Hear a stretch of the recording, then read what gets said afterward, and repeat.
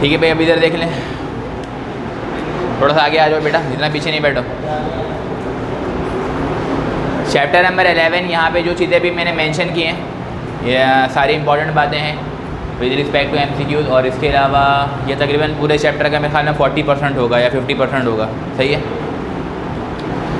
यहाँ पे सबसे पहली बात जो बहुत चैप्टर नंबर 11 से रिलेट है, that is called the what is the difference between the heat and temperature. Heat और टेम्परेचर के दरमियान का डिफरेंस क्या होता है। तो सबसे पहली बात हीट के बारे में आपको ये, चूँकि जो MCQs आ रहे होते हैं वो अगर थ्योरेटिकल MCQs हैं तो ये बात आपको लाजमी याद होनी चाहिए कि हीट किसी भी सिस्टम का टोटल काइनेटिक एनर्जी कहलाता है, और टेम्परेचर के बारे में हम बात करते हैं तो temperature is the average kinetic energy of the body, ठीक है ना। जैसे ह्यूमन बॉडी का टेम्परेचर कितना होता है नॉर्मली 98.6 डिग्री फ़ारेनहाइट, ठीक है ना। 98 डिग्री फ़ारेनहाइट कहा जाता है, डिग्री सेंटीग्रेड नहीं कहा जाता। अगर डिग्री सेंटीग्रेड बोल देंगे तो क्या हो जाएगा, 100 डिग्री सेंटीग्रेड में पानी बॉयल हो जाता है और वो बहुत ज़्यादा गर्म होता है, तो कुछ हो नहीं सकते। तो ऐसा कैसे पॉसिबल है कि हमारे वेंस के अंदर या हार्ट के अंदर जो खून हो उसका टेम्परेचर 98 डिग्री सेंटीग्रेड हो, तो उसको डैमेज कर देगा, फाड़ देगा, डिस्ट्रॉय कर देगा। तो that is why the temperature is 98 degree Fahrenheit. Heat को मेजर करने के लिए हम कैलोरीमीटर का इस्तेमाल करते हैं। आपने इसके बहुत सारे एक्सपेरिमेंट भी किए होंगे, कैलोरीमीटर यूज़ कर रहे होते हैं, ठीक है। कैलोरीमीटर आपने देखा होगा। टेम्परेचर को मेजर करने के लिए नॉर्मली हम यूज़ करते हैं थर्मोमीटर। हीट के बारे में कहा जाता है कि heat always travel from higher concentration to the lower concentration. अगर दो बॉडीज़ को आपस में हम कांटेक्ट में लेकर के आ रहे हैं, ठीक है ना, एक बॉडी का टेम्परेचर जो है वो 20 डिग्री सेंटीग्रेड है, एक बॉडी का जो है वो टेम्परेचर 100 डिग्री सेंटीग्रेड है, तो ये बात अंडरस्टूड है कि टेम्परेचर हायर से लोअर की तरफ यानी कि 100 डिग्री सेंटीग्रेड से 20 डिग्री सेंटीग्रेड की तरफ जो है वो फ्लो करेगा, सही है। उसके बाद टेम्परेचर के बारे में क्या, it is the degree of hotness and coldness of a body. किसी बॉडी को अगर हम ये चेक करना हो कि इसके अंदर हीट की तादाद कितनी है तो उसको हम मेजर करके बताते हैं बाय मीन्स ऑफ टेम्परेचर, कि वो कितना ज़्यादा गर्म है या कितना ज़्यादा ठंडा है। तो it is the degree of hotness and coldness of a body. अगर ऐसा यूनिट की बात करें हम हीट की, heat is the form of energy, उसकी यूनिट जो होती है वो जूल होती है। और अगर हम टेम्परेचर की बात करें तो टेम्परेचर की यूनिट या तो हम केल्विन या डिग्री सेंटीग्रेड या फिर हम डिग्री फ़ारेनहाइट इस्तेमाल करते हैं, ठीक है ना। केल्विन के ऊपर कभी भी डिग्री का टर्म नहीं लगा होता, क्योंकि केल्विन कभी भी नेगेटिव का नहीं होता है। केल्विन में टेम्परेचर माइनस में नहीं होता, इसीलिए इसके ऊपर हम डिग्री का टर्म इस्तेमाल नहीं करते। हम डिग्री सेंटीग्रेड तो कहते हैं, हम डिग्री फ़ारेनहाइट तो कहते हैं, लेकिन हम डिग्री केल्विन कभी भी नहीं कहते, ठीक है।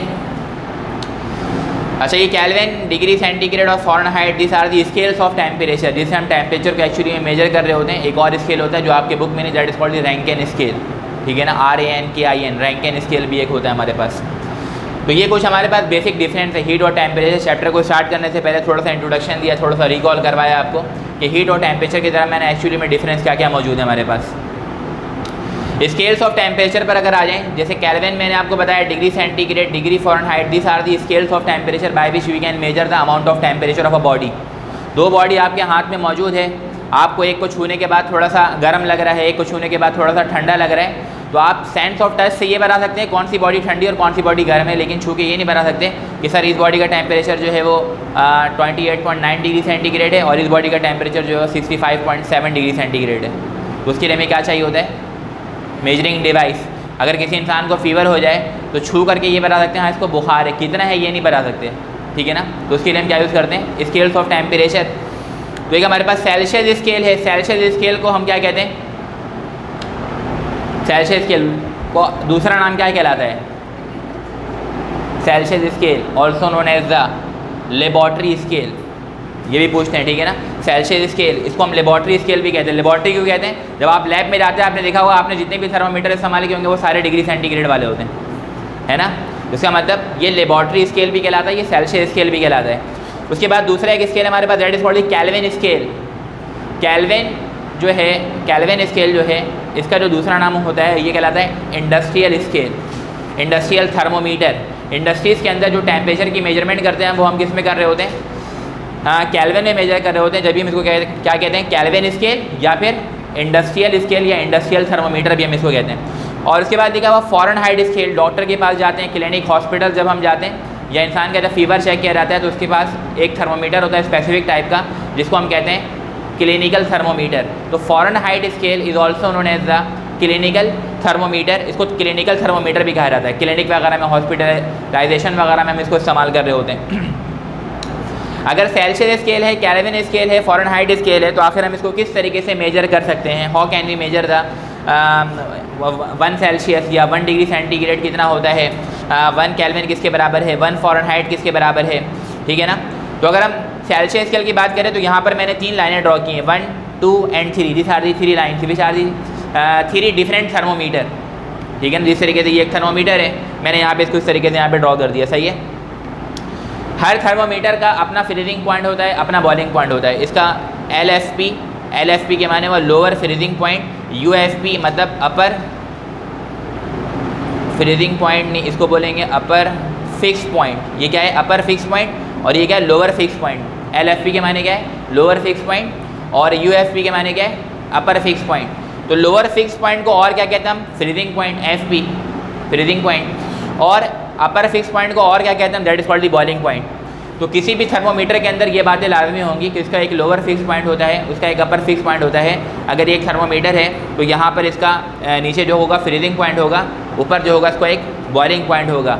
तो डिफरेंट स्केल्स के, जिसमें केल्विन है, सेल्सियस है और फ़ारेनहाइट स्केल है।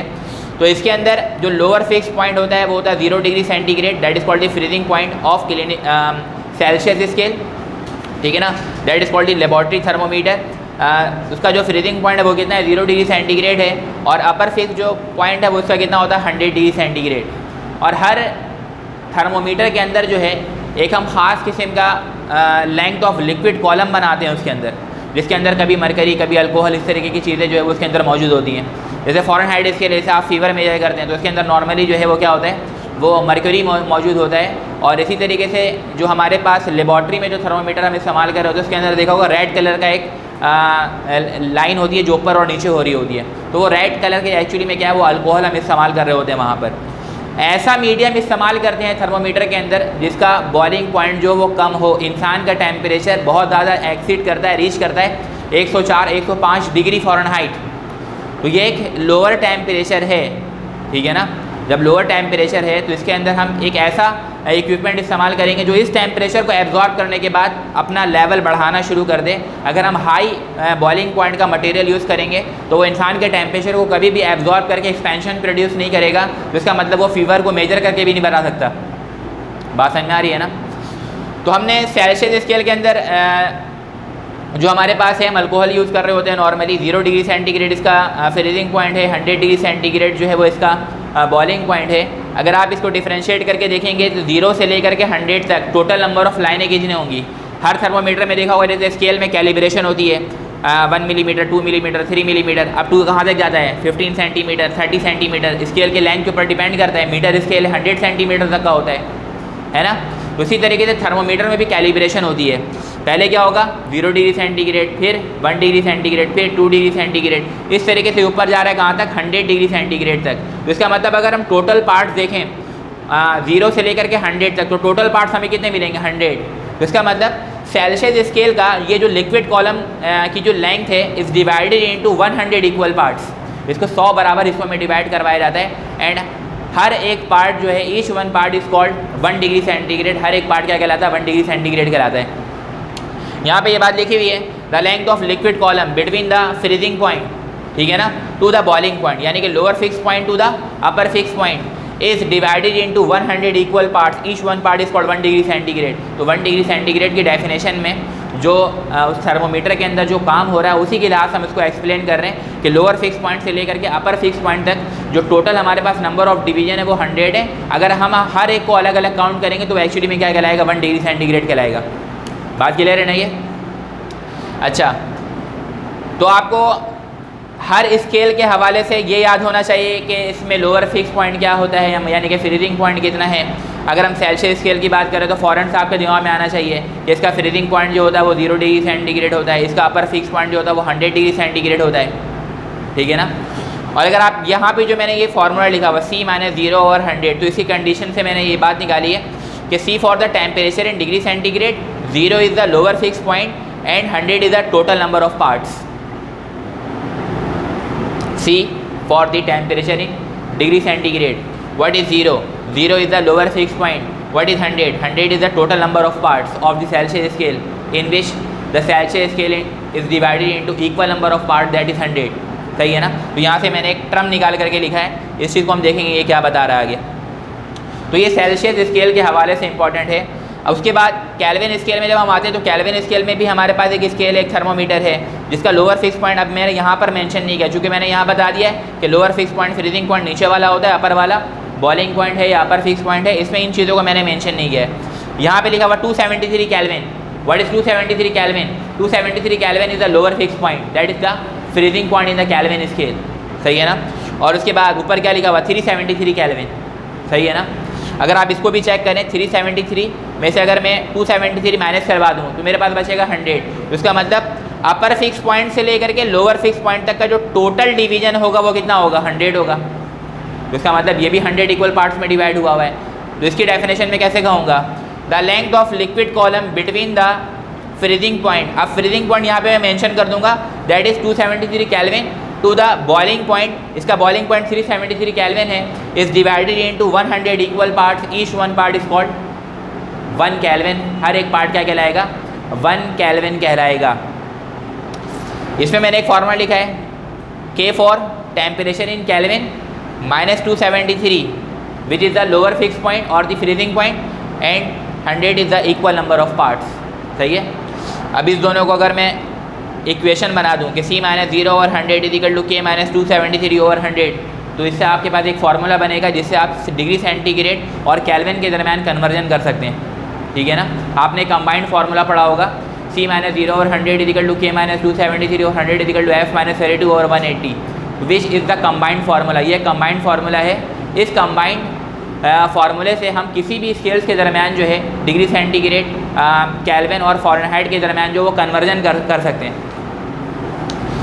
उसके बाद एक हमारे पास स्केल है फ़ारेनहाइट स्केल जिसको हम क्लिनिकल थर्मोमीटर भी कह रहे हैं।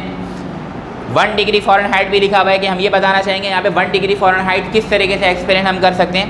तो एक थर्मोमीटर है जिसका lower fix point 32 degree Fahrenheit पर है और जिसका upper fix point 212 degree Fahrenheit पर है। ठीक है ना। अगर आप 212 में से 32 को माइनस करवा दें तो आपके पास टोटल नंबर ऑफ पार्ट आएंगे 180। ठीक है ना। तो इसका मतलब क्या हुआ कि इसमें टोटल नंबर ऑफ डिवीजन जो है वो कितने हैं? 180। तो इसका मतलब ये है कि हमने अपने थर्मोमीटर को टोटल कितने पार्ट्स में डिवाइड करवाया है? 180 इक्वल पार्ट्स में, और हर एक पार्ट क्या कहलाएगा? 1 डिग्री फ़ारेनहाइट। ठीक है ना। तो इस तरीके से हम इसकी डेफिनेशन बता रहे होते हैं कि 1 सेल्सियस कितना होगा, 1 फ़ारेनहाइट कितना होगा, 1 केल्विन कितना होगा। सही है। तो ये हमारे पास डेफिनेशन आ चुकी है 1 डिग्री सेंटीग्रेड के भी, 1 केल्विन के भी और 1 फ़ारेनहाइट के भी। उसके बाद कन्वर्जन फार्मूला लिखा हुआ है कि अगर आपके पास केल्विन में आपको टेम्परेचर मेजर करना हो, डिग्री सेंटीग्रेड में गिवन हो, तो डिग्री सेंटीग्रेड में 273 ऐड करवा दे। जैसे 10 डिग्री सेंटीग्रेड है, पूछ रहे केल्विन में कितना होगा, तो प्लस 273 करवा देंगे तो कितना आंसर आएगा? 283 केल्विन। सही है। इसी तरीके से एक फार्मूला लिखा हुआ C/5 is equal to F-32 over 9। What is F? Temperature in degree Fahrenheit. What is C? Temperature in degree centigrade. ठीक है। तो डिग्री सेंटीग्रेड और फ़ारेनहाइट के दरमियान कन्वर्जन करना हो तो ये फार्मूला आपको ज़बानी याद होना चाहिए, वहाँ पे फार्मूला लिखा हुआ नहीं आता। सही है ना। पूछ रहे हैं कि 20 degree centigrade is equal to dash degree Fahrenheit. ठीक है ना। तो डिग्री सेंटीग्रेड की जगह क्या पुट कर दूँगा मैं? 20 divide by 5, 5 and the 5 4 the 20। बाकी इधर सारे मल्टीप्लाई होंगे, सॉल्व होंगे, माइनस का 32 उधर है कि प्लस होगा, आपके पास फ़ारेनहाइट में जो वैल्यू होगी वो आ जाएगी। ये आपने पहले भी किया हुआ है इन चीज़ों को। ठीक है। इसी को मैंने इस फार्मूले को और सिंप्लीफाइड फॉर्म में लिखा है। ये फार्मूला और ये फार्मूला, यानी कि फार्मूला नंबर 2 और फार्मूला नंबर 3 ये दोनों सेम है। ये क्या लिखा हुआ? टेम्परेचर इन डिग्री फ़ारेनहाइट अगर मेजर करना है तो क्या होता है वो? 1.8 डिग्री सेंटीग्रेड प्लस 32। फर्स्ट कर लें, मेरे पास डिग्री सेंटीग्रेड में 20 है। कितने? 20। तो यहाँ पे डिग्री सेंटीग्रेड की जगह में क्या लिखूँगा? 20, जिससे 1.8 क्या हो रहा है? मल्टीप्लाई, और उसमें 32 क्या करवा देंगे? ऐड करवा देंगे। तो वो फार्मूला आपका जो कन्वर्जन होगा वो डिग्री फ़ारेनहाइट में कन्वर्ट होकर के आ जाएगा। बात समझ में आ रही है। और इन तीनों फार्मूले का मतलब आप समझ लें कि इफेक्टिव फार्मूला जो है, कंबाइंड फार्मूला जो वो ये है, वो क्या है कि इसको यूँ करके लिखें C-0 over 100 is equal to K -273 over 100 is equal to F-32 over 180। This is the combined formula. अगर ये फार्मूला जहन में नहीं है और ये फार्मूला है तो इससे भी आप कन्वर्जन कर सकते हैं किसी भी दो स्केल्स के दरमियान। ठीक है ना। अगर फर्स्ट कर लेते हैं डिग्री सेंटीग्रेड और फ़ारेनहाइट के दरमियान कह रहा है, तो इक्वेशन क्या बनेगी? C-0 over 100 is equal to F-32 over 180। अगर कह रहा है केल्विन और फ़ारेनहाइट के दरमियान, तो ये फार्मूला बन जाएगा K - 270 और 100 इक्वल टू F - 32 और 180। बात समझ में आ रही है? तो ये कहलाएगा कन्वर्जन फार्मूला। इससे हम टेम्परेचर्स के दरमियान क्या कर सकते हैं, कन्वर्जन कर सकते हैं। बात ये ले रही है। अच्छा, आपसे ये पूछते हैं कि at what temperature do the Fahrenheit and the Celsius scale coincide with each other. बताइए वो कौन सा टेम्परेचर होता है जिसमें फ़ारेनहाइट और सेल्सियस स्केल एक दूसरे के साथ कोइंसाइड करते हैं? -40 याद होगा ना। जब इस तरीके का सवाल होता है तो क्या करते हैं, हम लेट कर लेते हैं ना, let x be the temperature at which Fahrenheit and Celsius scale coincide with each other. तो अगर लेट कर लूँगा एक्स, अगर मैं ये वाला फार्मूला यूज़ करता हूँ डिग्री सेंटीग्रेड और फ़ारेनहाइट के दरमियान, तो C/5 ये हो जाएगा x/5 is equal to x - 32 divided by 9। यहाँ पे गौर से पहले देख लेंगे। C/5 is equal to F - 32 और 9। At what temperature do the Fahrenheit and the Celsius scale coincide. बताइए वो कौन सा टेम्परेचर है जिसके ऊपर फ़ारेनहाइट और सेल्सियस स्केल क्या करता है, कोइंसाइड करता है। तो ये हो जाएगा x/5, C की जगह भी x और F की जगह भी x। ये हो जाएगा 9 × x 9x और ये हो जाएगा 5 × x 5x - 5 × 32 160। 5x को इधर ला के 9x से माइनस करवा देंगे तो ये आपके पास आंसर आ जाएगा 4x और यहाँ पे बचेगा 160। तो 4 × 4 माइनस का 160, 4 × 4 4 4 16, ये वाला 0 बचा हुआ तो आंसर आया 40। तो x की वैल्यू आ गई -40 माइनस का 40 degree is the temperature at which both the Fahrenheit and the Celsius scale coincide with each other. इसके मायने क्या हुआ कि इसके मायने क्या हुआ, हमने यहाँ से क्या समझा कि x इक्वल टू -40 आ रहा। फर्स्ट कर लेते हैं ये फ़ारेनहाइट स्केल है और ये वाला केल्विन स्केल है। इसके अंदर लेंथ ऑफ लिक्विड कॉलम होगा, इसके अंदर भी लेंथ ऑफ लिक्विड कॉलम होगा। जब हम इनको टेम्परेचर देते हैं तो इसका लेवल बढ़ना शुरू होगा, इसको भी टेम्परेचर देंगे तो इसका लेवल बढ़ना शुरू होगा। तो -40 पे दोनों का लेवल क्या होगा, बराबर होगा। इसके मायने ये है कि दोनों स्केल्स का लेवल क्या हो जाएगा, जो अंदर इसके अंदर थर्मोमीटर के अंदर जो लिक्विड मौजूद है, जो मटेरियल मौजूद है, जब हम इसको टेम्परेचर देंगे तो किस टेम्परेचर पे दोनों का वॉल्यूम, दोनों का लेवल बराबर होगा। तो वो लेवल होगा कितना, -40 degree at which both the scales having the same level. That is why we say that कि at 40 degree centigrade the length of liquid column of Celsius scale and Fahrenheit scale coincide with each other. को के माने same, side के माने line पे, same line पर टकराते हैं। यही चीज़ आपसे पूछ सकता है किसी दो डिफरेंट स्केल के दरमियान। यहाँ पे मैंने सेल्सियस और फ़ारेनहाइट के बारे में बताया है, हो सकता है केल्विन और फ़ारेनहाइट का पूछ लें। तो जब केल्विन और फ़ारेनहाइट का पूछेंगे तो कौन सा इक्वेशन यूज़ करेंगे, ये वाला K - 270 और 100 इज इक्वल टू F - 32 और 180। और जहाँ पर K और F है वहाँ पे क्या यूज़ कर लेंगे हम, x, और सॉल्व कर लेंगे, आपके पास इक्वेशन आ जाएगा, आंसर आ जाएगा। बात समझ में आ रही है ना, या नहीं आ रही है?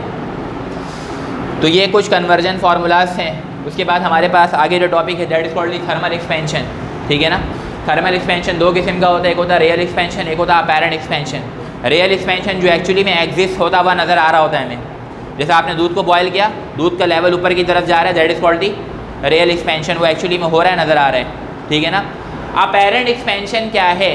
अपैरेंट एक्सपेंशन ये है कि जब आप किसी चीज़ को हीट करते हैं तो पहले आउटर बॉडी के अंदर हीट जाता है, फिर इनर बॉडी के अंदर।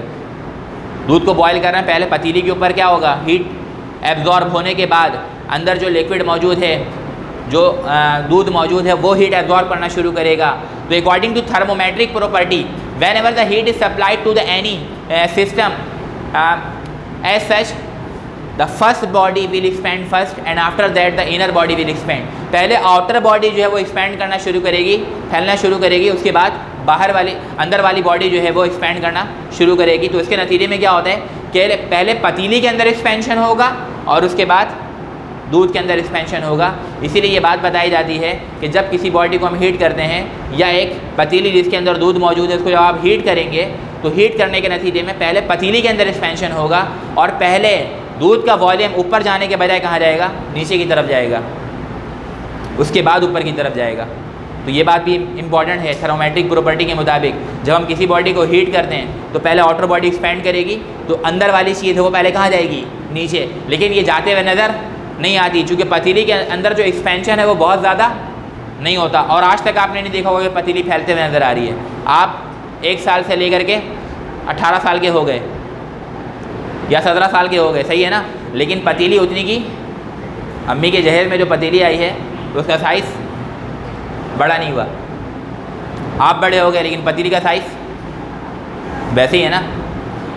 तो अगर पतीली फैलती है तो सर पहले मरतबा जब बिरयानी पकी तो पतीली फैली होगी, एक्सपेंशन हुआ होगा ना उसके अंदर, या नहीं हुआ होगा? एक्सपेंशन हुआ होगा, लेकिन फिर पतीली को धो के रख दिया गया है ना, तो पतीली ठंडी होगी अपने जगह पे दोबारा वापस भी आ जाती है। एक्सपेंशन हुआ, कॉन्ट्रैक्शन भी हो जाता है। बात समझ में आई? फिर उसके बाद दोबारा खाना पका तो दोबारा एक्सपेंशन होगा, फिर दोबारा वो अपने जगह पे, इसीलिए साइज़ इंक्रीज़ नहीं होता। वरना मुहर्रम में कभी भी लोग हलीम बनाने के लिए देग नहीं मंगवाते है ना। एक साल पहले ही छोटी सी पतीली ले आते और पकाते पकाते वो पतीली देग में कन्वर्ट हो जाती। तो ये अपेरेंट रियल एक्सपेंशन और अपेरेंट एक्सपेंशन से क्या मुराद है? जो एक्चुअल में एक्सपेंशन हो रहा है वो अपेरेंट रियल एक्सपेंशन, और अपेरेंट एक्सपेंशन वो है जो एक्चुअली में एग्जिस्ट तो करता है लेकिन हम उसको ऑब्जर्व नहीं कर पाते। अगर हम थर्मल एक्सपेंशन की बात करें तो दो है हमारे पास टाइप्स ऑफ थर्मल एक्सपेंशन में, एक लीनियर एक्सपेंशन है और एक वॉल्यूमेट्रिक एक्सपेंशन है। लीनियर एक्सपेंशन जब हम किसी बॉडी को हीट दें और हीट देने के नतीजे में उसके लेंथ में इजाफा हो जाए, तो बात बहुत छोटी सी थी तो उसकी डेफिनेशन मैंने लिखी नहीं है क्योंकि नाम से ही जाहिर है। लीनियर एक्सपेंशन, एक्सपेंशन के माने फैलाव, लीनियर लाइन से निकला है, एक लेंथ में लंबाई अगर उसकी बढ़ेगी तो हम कहेंगे लीनियर एक्सपेंशन हो रहा है, और वॉल्यूम में इजाफा होगा तो वॉल्यूमेट्रिक एक्सपेंशन। सुपरफिशियल एक्सपेंशन कहलाता है एरिया में इजाफा, अगर एरिया इंक्रीज हो जाए तो हम बोलेंगे सुपरफिशियल एक्सपेंशन है। और सुपरफिशियल एक्सपेंशन को एक और नाम से बुलाया जाता है, that is called the areal expansion. Areal, ठीक है ना, एरिया से निकला, that is called the areal expansion. अब यहाँ पे इधर लीनियर एक्सपेंशन का फॉर्मूला क्या लिखा हुआ? Delta L equal to alpha L delta T, यही फॉर्मूला होता है ना। फर्ज कर लेते हैं कि आपके पास एक रॉड है, ठीक है ना, जिसका लेंथ कितना है? एल, सही है। जब आप इसको हीट करेंगे तो इसके लेंथ पे माइनर सा क्या हो जाएगा? इजाफा। आपने इसका एक्सपेरिमेंट भी किया होगा, पुलिंजर एपरेटस, ठीक है ना, to find out the coefficient of linear expansion of the given rod, है ना।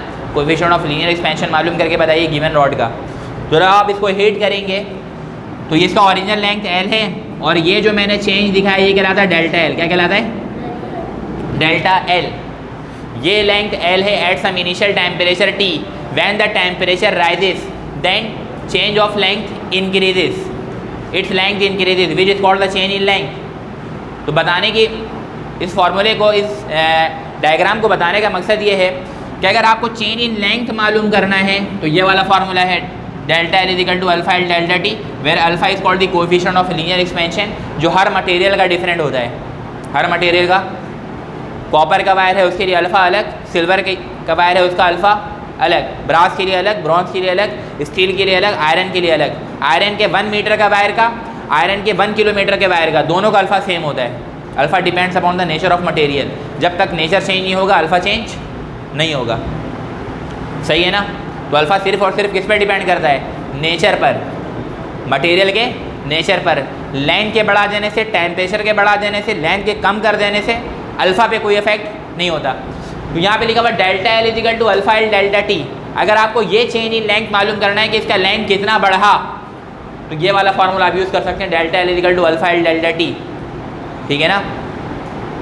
और अगर आपने ये बताना है कि टोटल लेंथ कितना है हीट करने के बाद, टोटल लेंथ क्या है, तो ये वाला formula L bar is equal to L 1 plus alpha delta T. तो दोनों फार्मूले में फ़र्क है। एक से सिर्फ हम ये बता सकते हैं कि कितना लेंथ बढ़ा, और दूसरे से हम ये बता सकते हैं कि टोटल लेंथ क्या होगा। दूसरा तरीका ये भी होता है कि इस फार्मूले से हम ये बता दें कि delta L change in length कितना हुआ, और उसमें जो गिवन लेंथ है एल, फर्स्ट कर लेते हैं कि 10 मीटर है, आपने डेल्टा एल मालूम किया, उसमें इसको ऐड करवा दिया तो भी आपके पास टोटल लेंथ आ जाएगी। बात क्लियर है ये? तो इस फार्मूले का और इस फार्मूले का मकसद अलग अलग है। इससे सिर्फ क्या आएगा? चेंज इन लेंथ, इससे क्या आएगा? Total length. जो इजाफा हुआ वो भी, और जो पहले से था वो भी। बात समझ में आ रही है ना। तो जब सवाल इसके होते हैं तो उनको सही से पढ़ा जाता है कि पूछा क्या जा रहा है, सही है। और मैंने ये भी बता दिया कि ये वाला फार्मूला यूज़ करके जो delta L is equal to alpha L delta T, इस फार्मूले से भी हम क्या कर सकते हैं?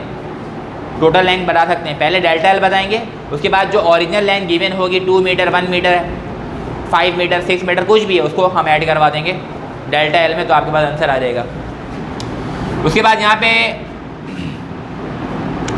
एक बात लिखिए, that is called the by metallic strip. By metallic strip, by metallic strip, by के माने होता है दो, मेटेलिक के माने मेटल का बना हुआ, स्ट्रिप के माने पतली सी चीज़। जिस तरीके से स्केल है वो क्या है, हमारा बाई मेटेलिक स्ट्रिप है। तो जब दो बाई मेटेलिक स्ट्रिप, दो मेटेलिक स्ट्रिप को जिनका कोएफिशिएंट ऑफ लीनियर एक्सपेंशन अलग अलग हो, फर्स्ट कर लेते हैं, ये वाला आयरन है, ये वाला स्टील है, इसको आपस में क्या करवा दिया गया, पेस्ट करवा दिया गया, ज्वाइंट करवा दिया गया, वेल्ड करवा दिया गया, कुछ भी करवा दिया गया, तो ये बन जाएगा क्या, बाई मेटेलिक स्ट्रिप। और ऐसा करते क्यों हम करवाते हैं इस तरीके का, देखो बाई के माने दो और मेटेलिक मेटल का बना हुआ स्ट्रिप, तो कभी भी सेम मटेरियल का स्ट्रिप आपस में पेस्ट नहीं करवाते। फर्स्ट कर लेते ये भी कॉपर और ये भी कॉपर, तो मैंने इसको यूँ पेस्ट करवा दिया, तो बात तो एक ही हो गई ना, दोनों कॉपर ही हैं, इसका भी अल्फ़ा सेम, इसका भी अल्फ़ा सेम। तो बाई मेटेलिक स्ट्रिप का बेसिक पर्पस क्या होता है कि हम एक ऐसा मटेरियल बना लें जिसका कोएफिशिएंट ऑफ लीनियर एक्सपेंशन अलग अलग हो। अब उससे फ़ायदा क्या होता है कि जब आप हीट प्रोवाइड करते हैं उसको, तो एक की अल्फ़ा जल्दी अचीव हो जाती है और एक की देर से। जिसकी जल्दी अचीव होगी वो चाहेगा अपने लेंथ में इजाफा करना, लेकिन दूसरा वाला उससे पेस्ट हुआ हो तो वो बोलेगा अभी मेरा अल्फ़ा नहीं आया है, तो तुम अभी आगे, ये कन्वर्सेशन इनके दरम्यान चल रही होगी, ठीक है ना। लेकिन ये बोल रहा है कि मेरा अल्फ़ा नहीं आया, ये क्या कह रहा है, मेरा तो आ गया है, मुझे तो आगे जाने दो। ये बोल रहा है भाई मैं तुम्हारे साथ ज्वाइंट हूँ, सही है ना। तो दोनों में ये बातचीत चलते चलते, बहस चलते चलते इन द रिजल्ट ये नतीजा निकलता है कि ये नीचे वाला बैंड प्रोड्यूस कर देता है, बैंड, तो ऊपर वाला इसके साथ क्या हो रहता है, बैंड। अब ये देखो, ये जब बैंड प्रोड्यूस करेगा ना, तो ऊपर एक सर्किट है जो आगे हीट ट्रांसफ़र कर रहा है, एनर्जी ट्रांसफ़र कर रहा है, यूँ सही है, ये आगे करंट लेके जा रहा है या हीट लेकर के जा रहा है। जिस तरीके से आप कपड़े इस्त्री कर रहे होते हैं, आपने देखा होगा हर 2 मिनट 3 मिनट के बाद लाइट खुद ब खुद ऑफ और खुद ब खुद ऑन हो रही होती है, देखा है ना। डिफ्यूज़र के सामने से गुजर रहा है, खुद ब खुद डिफ्यूज़र बंद हो गया, होता है ना, या नहीं होता है। फ्रिज के में भी देखा होगा, बैठे हुए बातें कर रहे हैं, अचानक से फ्रिज बंद हो गया खुद ब खुद, तो आखिर वहाँ पे कौन काम कर रहा है, थर्मोस्टेट काम कर रहा है। क्या हो रहा है कि पहले यूँ है, इससे अमाउंट ऑफ हीट जा रही है, अब अमाउंट ऑफ हीट जा रही है, दूसरे वाले का coefficient of linear expansion alpha achieve हो चुका है, वो चाह रहा आगे निकलना, ऊपर वाला जाने नहीं दे रहा, तो क्या करेगा, ये कॉन्टैक्ट तोड़ देगा, आगे जो हीट ट्रांसफ़र का अमल है उसके कॉन्टैक्ट को तोड़ देगा, ये ब्रेक हो जाएगा यूँ करके। क्या हो जाएगा, it will bend in the form of curve. ये जब कर्व प्रोड्यूस करेगा तो यहाँ पे एक गैप आ गया, ये गैप क्या कहला रहा है, ब्लू और ब्लैक मार्कर के दरमियान क्या आ गया, गैप। इसका मतलब फर्दर ट्रांसफ़र ऑफ हीट जो है वो क्या हो जाएगा, स्टॉप हो जाएगा। तो आपकी जो इस्त्री, जिसे आप कपड़े को इस्त्री कर रहे थे, वो खुद ब खुद क्या हो जाएगा, रुक जाएगा, क्योंकि उसमें फर्दर ट्रांसफ़र ऑफ हीट क्या हो गया, रुक गया। अब ये ऐसा ऐसा ठंडा हो रहा है, ठीक है ना, इसका टेम्परेचर एब्जॉर्ब करने के बाद, अब ये जब ठंडा होगा तो ठंडे होने के बाद दोबारा से अपने पोजीशन को रीस्टोर करेगा और सर्किट को रीस्टोर कर लेगा। जैसे ही सर्किट को रीस्टोर करेगा, आपकी जो इस्त्री है वो दोबारा से ऑन हो जाएगी, दोबारा गर्म होना शुरू हो जाएगा। बात समझ में आ रही है। तो वहाँ पर जो अब इस्त्री के अंदर आप एक बात याद रखिएगा, उसके अंदर जो फिलामेंट हम इस्तेमाल कर रहे होते हैं, स्पेशली हाई टेम्परेचर प्रोड्यूस करवाने के लिए हम नाइक्रोम इस्तेमाल करते हैं। Nichrome, a mixture of nickel and chromium, this is called the alloy. When nickel and chromium are combined together, then there is a formation of nichrome, and nichrome is the alloy which has actually the high resistance, जिसका resistance बहुत high होता है। अब resistance जब बढ़ेगा तो temperature भी बढ़ जाएगा। माइक्रोवेव हो गए, ठीक है ना, ब्रेड टोस्टर हो गया, या फिर आपके ये जो आयरन हो गया, जब आप इसमें इलेक्ट्रिसिटी देते हैं तो इलेक्ट्रिसिटी देने के नतीजे में यहाँ पर अप्लाई होता है जूल्स लॉ। क्या अप्लाई होता है बेटा, Joule's law. What is Joule's law, whenever the current passes through the any conductor then it produces the amount of heat. जब भी किसी कंडक्टर में से करंट पास करवाते हैं तो वो अमाउंट ऑफ हीट प्रोड्यूस करता है। क्या करता है, amount of heat. This amount of heat produce is directly proportional to the resistance of the wire, ठीक है ना। जूल्स लॉ के मुताबिक जो अमाउंट ऑफ हीट प्रोड्यूस होती है वो कंडक्टर के रेजिस्टेंस के साथ क्या होता है, डायरेक्टली प्रोपोर्शनल में, पहली बात। दूसरी बात, and the amount of heat is directly proportional to the time for passing the current. कितने देर तक करंट पास हो रहा है, 1 सेकंड में, 2 सेकंड में, 5 मिनट, 10 मिनट, 15 मिनट। तो रेजिस्टेंस के साथ भी डायरेक्टली प्रोपोर्शनल, टाइम इंटरवल के साथ भी डायरेक्टली प्रोपोर्शनल। और तीसरी बात इसमें ये इंपॉर्टेंट होती है, the amount of current, the amount of heat produce, ठीक है ना, in the conductor is directly proportional to the square of current. 3 बातें हैं। जब भी हम जूल्स लॉ का फार्मूला क्या लिखते हैं, जूल्स लॉ का जो फार्मूला होता है H is equal to I square R, T. This is called the Joule's law. Amount of heat, H is called the amount of heat. Amount of heat produced is directly proportional to the time interval, is directly proportional to the resistance of the conductor, is directly proportional to the square of current. This is called the Joule's law. तो जब कभी हम इस तरीके के machinery object के बारे में बात कर रहे होते हैं जहाँ पर बहुत ज़्यादा अमाउंट ऑफ हीट प्रोड्यूस हो रही है, तो इसका मतलब वहाँ पर एक ही लॉ अप्लाई हो रहा है, that is called the joules law. बात क्लियर है?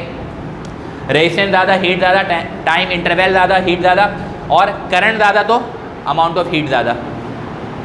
सही है ना? ब्रेड टोस्टर, जो ब्रेड टोस्टर होता है हमारे पास, उसमें देखा होगा ब्रेड को डालते हैं और स्विच ऑन करते हैं तो उसके अंदर एक करंट जाएगा। जब करंट जाएगा तो अंदर क्या लगा हुआ होना चाहिए? फिलामेंट। तो फिलामेंट कौन सा है? नाइक्रोम। उसका रेजिस्टेंस बहुत ज़्यादा क्या होता है? हाई। तो उसके रेजिस्टेंस हाई होने की वजह कर हम जानते हैं resistance and temperature both are directly proportional to each other. When resistance increases then temperature increases, due to which we obtained the high temperature instantaneously. फ़ौरन से हम जो है वो हाई टेम्परेचर गेन कर लेते हैं due to the high resistance of the material. और 30 सेकंड के अंदर आपने माइक्रोवेव में, आपकी चाय ठंडी हो गई, आपने माइक्रोवेव में रखा, टाइमर सेट किया 30 सेकंड का, 40 सेकंड का, उतने देर में चाय गर्म होकर दोबारा बाहर आ गई। तो आखिर कौन सा लॉ अप्लाई हो रहा है वहाँ पे? That is called the joules law. उसके बाद बायोमेटेलिक स्ट्रिप में मैंने ये बात यहाँ पे मेंशन की है, द बेसिस ऑफ, मतलब जो बेसिक है, ठीक है ना, बायोमेटेलिक स्ट्रिप का, is the difference of coefficient of linear expansion of the two material by which the bimetallic strip is going to form. जिसे हम बायोमेटेलिक स्ट्रिप बनाने के लिए जा रहे हैं, उसका बेसिक पर्पस क्या है कि दोनों मटेरियल का अल्फा क्या होना चाहिए? डिफरेंट होना चाहिए, जब बायोमेटेलिक स्ट्रिप बनेगा, अदरवाइज बायोमेटेलिक स्ट्रिप नहीं बनेगा। और क्यों ऐसा होना चाहिए? ताकि एक का अल्फा अचीव हो, एक का नहीं हो, और सर्किट बार बार क्या होते रहे? ब्रेक और क्लोज, ओपन और क्लोज होता रहे, ताकि हीट ट्रांसफ़र कभी हो कभी ना हो। आप फर्स्ट कर लें, इमेजिन करें आप कपड़े को इस्त्री कर रहे हैं, ठीक है ना, और मुसलसल हीट ट्रांसफ़र हो रही है, तो नॉर्मली जो लोग कपड़े इस्त्री करते हैं उनसे भी जो है ना वो कपड़ा जल जाता है, क्योंकि वो टेम्परेचर को मेंटेन थर्मोस्टेट से नहीं कर पाते। तो ऐसे में मुसलसल हीट का ट्रांसफ़र होना नए सूट को डैमेज कर देगा। पता चला ईद वाले दिन या शादी में जा रहे हैं, ठीक 5 मिनट पहले कपड़ा ही जल गया। और ये अच्छी बात नहीं होती है कपड़े का जल जाना इस तरीके से, हिंदुआना रस्म है ना।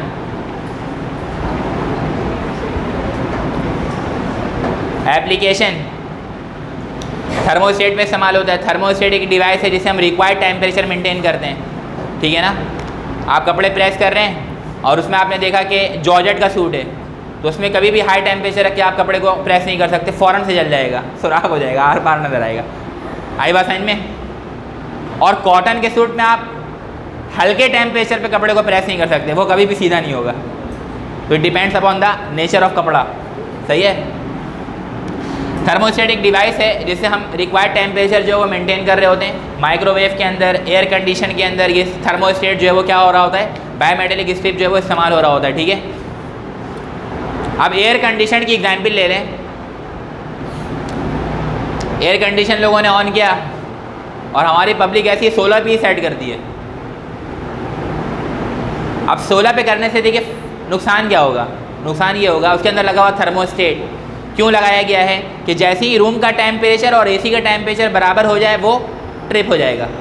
मतलब ट्रिप होने का मतलब ख़राब नहीं होगा, हमारे के इलेक्ट्रिक के मीटर से जो वो बार बार करंट ले रहा है वो रुक जाएगा, मतलब हमारा कंजम्पशन, इलेक्ट्रिकल कंजम्पशन रुक जाएगा, मतलब फ़ायदा होगा।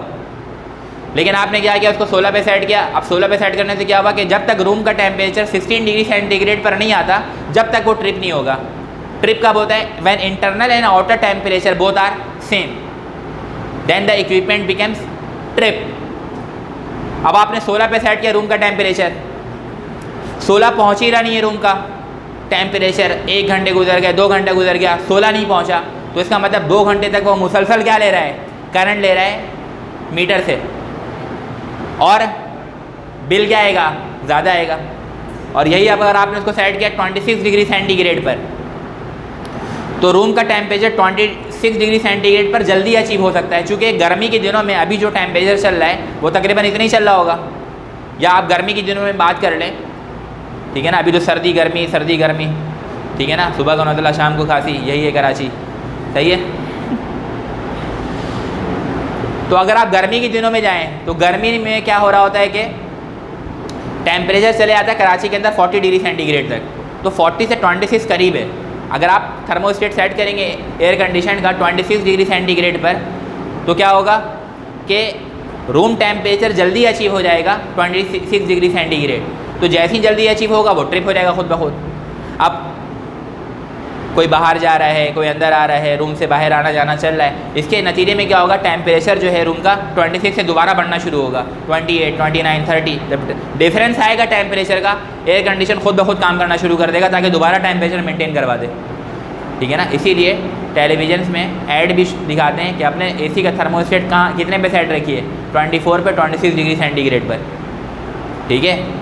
इससे आपको कोई फ़ायदा नहीं होगा या नुकसान भी कुछ भी नहीं होगा, लेकिन बस वो कहते हैं किस पे सेट कर ले, 26 डिग्री सेंटीग्रेड पर। चाहे आप 26 डिग्री सेंटीग्रेड पर चलाएं, चाहे आप चलाएं उसको 16 डिग्री सेंटीग्रेड पर, बिजली का बिल आएगा तो भरना आप नहीं है।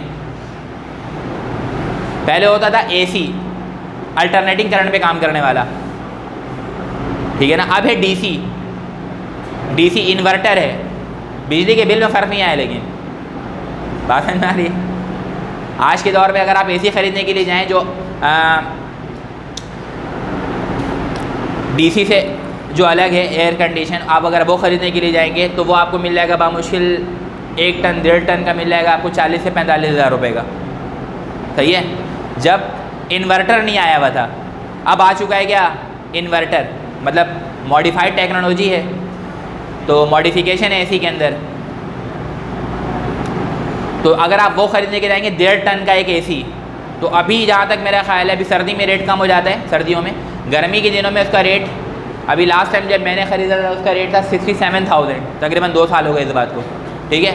और उसके बाद मैंने पता किया कि AC का रेट क्या चल रहा है, तो पता चला 1 लाख समथिंग, 1,05,000, 1,07,000, इस तरीके से उसका रेट चल रहा है।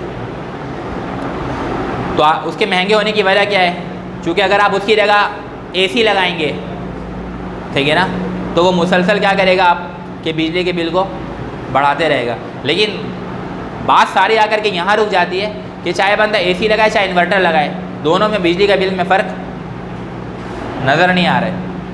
पहले इस बल्ब की जगह लोग आज से 10-15 साल पहले वाइट बल्ब की जगह येलो बल्ब इस्तेमाल करते थे, ठीक है ना। देखा ही होगा येलो बल्ब, आप लोगों ने एक्सपेरिमेंट किया होगा, ठीक है ना। फोटो इलेक्ट्रिक इफेक्ट वाला फोटो सेल, एक बॉक्स होता है उसके अंदर बल्ब लगा हुआ होता है, उसको आगे पीछे मूव करते हैं, देखा है ना। तो वही वाले बल्ब की मैं बात कर रहा हूँ, टंगस्टन फिलामेंट। तो पहले लोग वो यूज़ करते तो बिजली का बिल उस टाइम भी ज़्यादा आता था।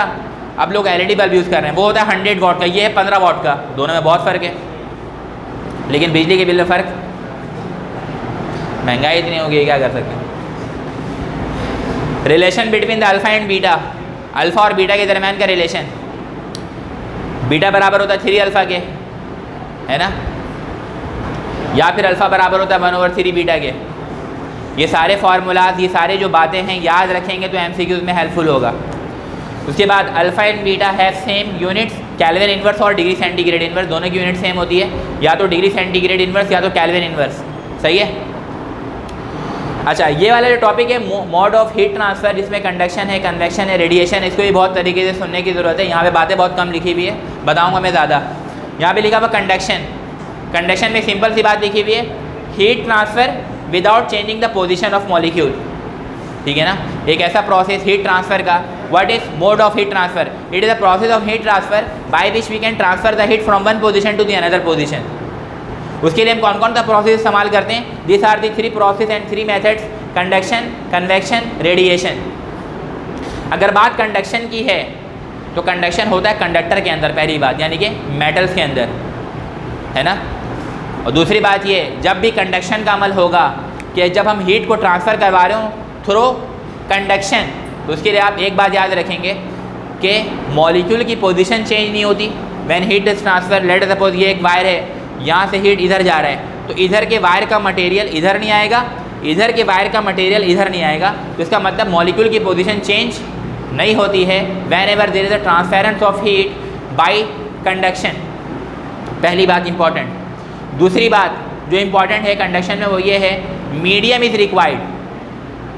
दूसरी बात क्या इंपॉर्टेंट है, मीडियम। जैसे ये वायर है, ये वायर क्या एक मीडियम है जहाँ से हीट ट्रांसफ़र हो रहा है एक जगह से दूसरी जगह, जब भी कंडक्शन का अमल होगा उसके लिए क्या चाहिए होगा, मीडियम, ठीक है ना। तो दो बातें तो बहुत इंपॉर्टेंट हैं कि मॉलिक्यूल की पोजीशन चेंज नहीं होती, मॉलिक्यूल की पोजीशन रिमेन फिक्स रहती है, अपने जगह पे रहती है, अपने पोजीशन पे रहती है। और दूसरी बात क्या इंपॉर्टेंट है, मीडियम इज रिक्वायर्ड, यह है कंडक्शन। अब हम बात करते हैं कन्वेक्शन की। कन्वेक्शन में लिखा हुआ है कि heat transfer with changing the position, लिखा हुआ है ना, ये मतलब मॉलिक्यूल की पोजीशन क्या होगी, चेंज होगी। पानी को बॉयल कर रहे हैं, देखा होगा उसके मॉलिक्यूल आगे पीछे भागना शुरू कर देते हैं, बॉयल होना शुरू, तो इसका मतलब मॉलिक्यूल की पोजीशन क्या हो रही है, चेंज। ठंडे पानी की डेंसिटी ज़्यादा होती है, वो नीचे आता है, गर्म पानी ऊपर आता है। हमारी बात समझ में, नीचे का पानी जैसे क्या हुआ गर्म, ऊपर क्या है ठंडा, तो गर्म वाला पानी कहाँ आएगा, ऊपर, ठंडा वाला पानी कहाँ जाएगा, नीचे। एनोमेलस बिहेवियर कहलाता है पानी का। ये बात भी बहुत गौर से सुनने की ज़रूरत है, यहाँ पे बोर्ड पे लिखा हुआ नहीं एनोमेलस बिहेवियर ऑफ वाटर, पानी का बेकायदा फैलाव। यहाँ पे इस बात को मैं डिस्कस कर रहा हूँ कन्वेक्शन में। गर्म पानी हमेशा कहा जाता है ऊपर की तरफ, ठंडा पानी हमेशा कहा जाता है, पानी मैक्सिमम ठंडा होता है 4 डिग्री सेंटीग्रेड तक। कहाँ तक, जहाँ पर उसकी डेंसिटी हो जाती है मैक्सिमम 1 किलोग्राम पर मीटर क्यूब। पानी की डेंसिटी मैक्सिमम कितनी होती है, 1 किलोग्राम पर मीटर क्यूब, इससे ज़्यादा नहीं होती। बात समझ में आ रही है। और कौन से टेम्परेचर पे होता है, 4 डिग्री सेंटीग्रेड पर, ये बात भी याद रखेंगे। तो water becomes more and more denser at 4 degree centigrade, ठीक है ना। जब आप फ्रिज के अंदर बर्फ़ फ्रीज करते हैं, जमाते हैं उसको, तो आपने देखा होगा कि डिफ्रीज़र के अंदर कभी कभार ऐसा हादसा हुआ होगा आप लोग के साथ कि आपने देखा कि बर्फ़ की एक पतली सी लेयर बनी हुई है पतीली में, या फिर जो भी कंटेनर है उसमें आपने देखा होगा पतली सी लेयर बनी हुई, अंदर पानी है। तो इसका मतलब क्या हुआ, ऊपर का टेम्परेचर 4 डिग्री सेंटीग्रेड रीच हो चुका है, अब मज़ीद 3 पे नहीं जाएगा, तो ऊपर बर्फ़ बनना शुरू हो जाएगी। तो इसका मतलब ये हुआ बर्फ़ बनने का अमल कहाँ से शुरू होता है, 4 डिग्री सेंटीग्रेड से। ये बात भी इंपॉर्टेंट है। Ice formation start from 4 degree centigrade, ठीक है ना। देखो ये 3 लेयर है पानी के, 1 2 3, ये वाला है ठंडा, ये है नॉर्मल, और ये है गर्म, ये थोड़ा कम गर्म, और ये ठंडा। चूँकि ठंडा पानी क्या होगा, उसकी डेंसिटी ज़्यादा होती है, वो हमेशा कहाँ जाएगा, नीचे वाले सरफेस पे।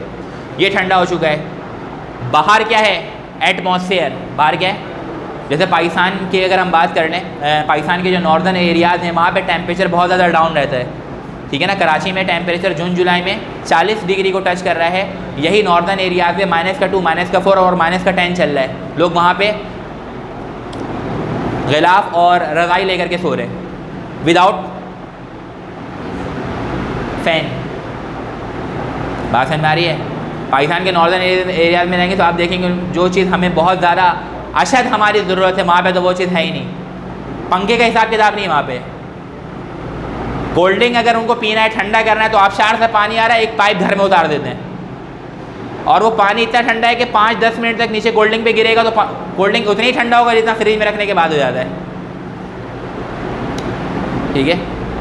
वहाँ पे फ्रिज और एसी का हिसाब किताब नहीं है बहुत।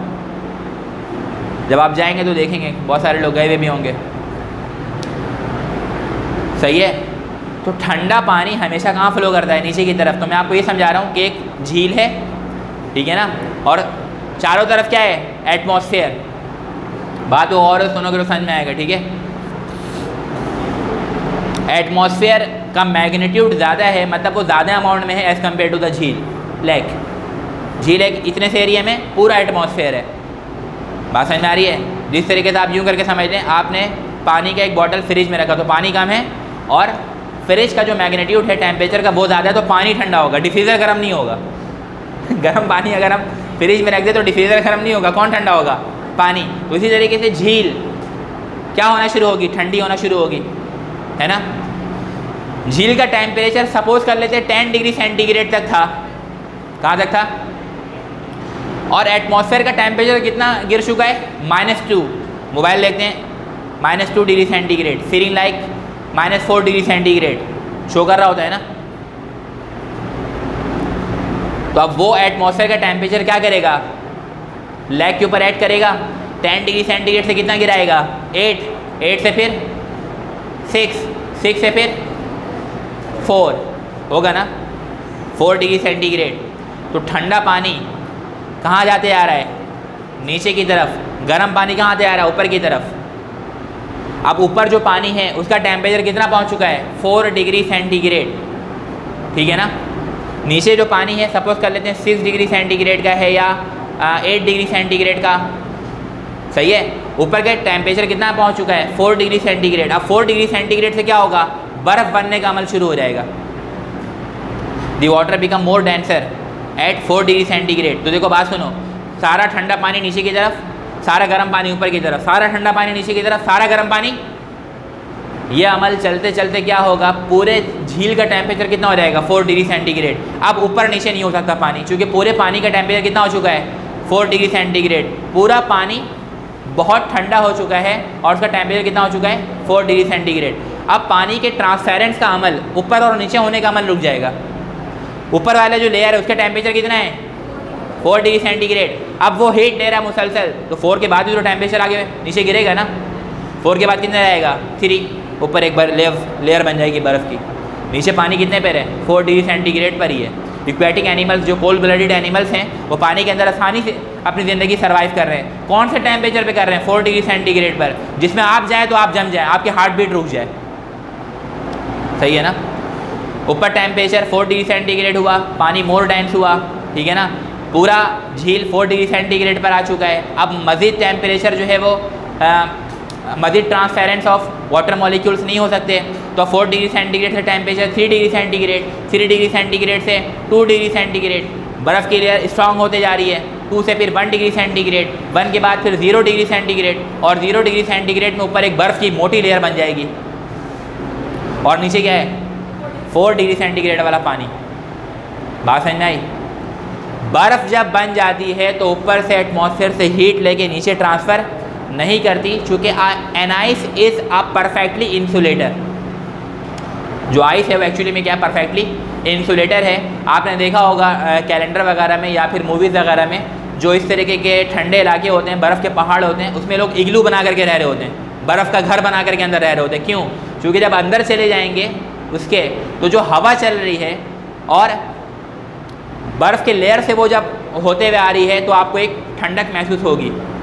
तो उससे बचने के लिए लोग क्या करते हैं? बर्फ़ का एक इग्लू बना लेते हैं, घर बना लेते हैं, और उसके अंदर जा कर के रहते हैं। वो तो ठंडा तो वो भी होगा, लेकिन बाहर जब निकलेंगे वो ज़्यादा ठंडा होगा, क्योंकि वो चारों तरफ आपने बर्फ़ लगा दी, तो एक्चुअली में वो इंसुलेटर है। अब वो बाहर की सर्दी को अंदर आने नहीं देगा। बात क्लियर हुई है? तो इस तरीके से aquatic animals, cold blooded animals क्या कर रहे होते हैं? अपनी ज़िंदगी को सर्वाइव कर रहे होते हैं कोल्ड रीजन के अंदर, ठीक है ना। तो it is due to the anomalous behaviour of water. पानी का बेकायदा फैलाव है ये, ठीक है। इसी तरीके से अगर आप एनोमेलस बिहेवियर की बात करें तो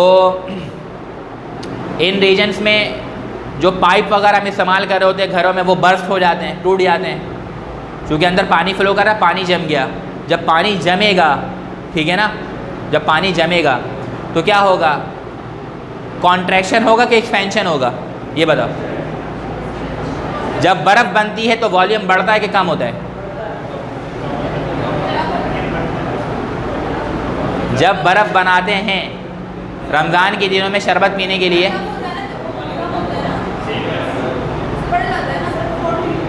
आज सुन लीजिए, आज के बाद नहीं बोलिएगा, पानी का बिहेवियर 4 से 0 पे बिल्कुल अलग है। 4 से 4 डिग्री सेंटीग्रेड से 0। देखो बात सुनो, अगर मैं बोलूँ 0 से 4 टेम्परेचर कम हो रहा है कि बढ़ रहा है?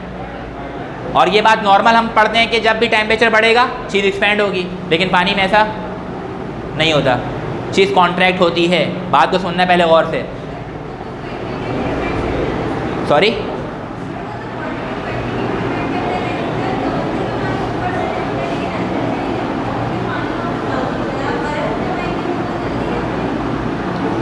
जमे कोई सा भी बर्फ़ हो, अगर बर्फ़ बनने का अमल है ना, तो बस ये याद रखना है कि बर्फ़ बनने के बाद हमेशा वॉल्यूम बढ़ जाता है। अब इसकी एग्जाम्पल यूँ करके ले लें, आपने कभी बर्फ़ जमाया है? जब पतीली रखते हैं तो बराबर पानी बराबर, निकालते हैं तो ऊपर से पहाड़ बना हुआ है, देखा है? तो इसमें एक्सपेंशन हो गया एक्चुअली में। तो इस बात को आपको याद रखना है। 0 से 4 टेम्परेचर बढ़ा कि कम हुआ? बढ़ा, लेकिन पानी के अंदर इसमें क्या होता है? कॉन्ट्रैक्शन होता है। क्या होता है? कॉन्ट्रैक्शन। पानी के अंदर क्या होता है? 0 से 4 पे टेम्परेचर बढ़ेगा तो कॉन्ट्रैक्शन।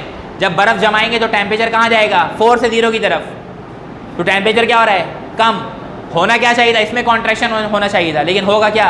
एक्सपेंशन। तो water shows anomalous behaviour between 4 to 0 degree centigrade. 4 से 0 पे क्या करता है?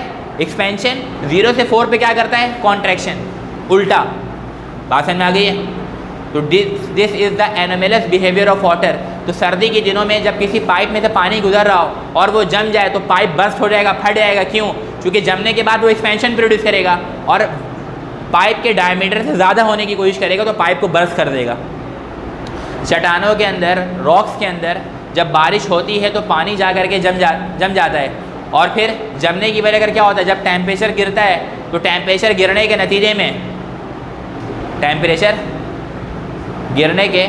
नतीजे में वो जो पानी है बर्फ़ में कन्वर्ट होगा और जब बर्फ़ में कन्वर्ट होगा तो एक्सपेंशन होगा। जब एक्सपेंशन होगा तो रॉक्स के अंदर दरार पड़ जाते हैं। ठीक है ना? Cracking in the rocks is due to the anomalous behaviour of water. बात समझ में आ रही है? रिकॉर्डिंग चल रही है तो अच्छे अच्छे अल्फाज में याद नहीं करूँगा मैं। ठीक है ना? बात समझ में आ गई है? इसी तरीके से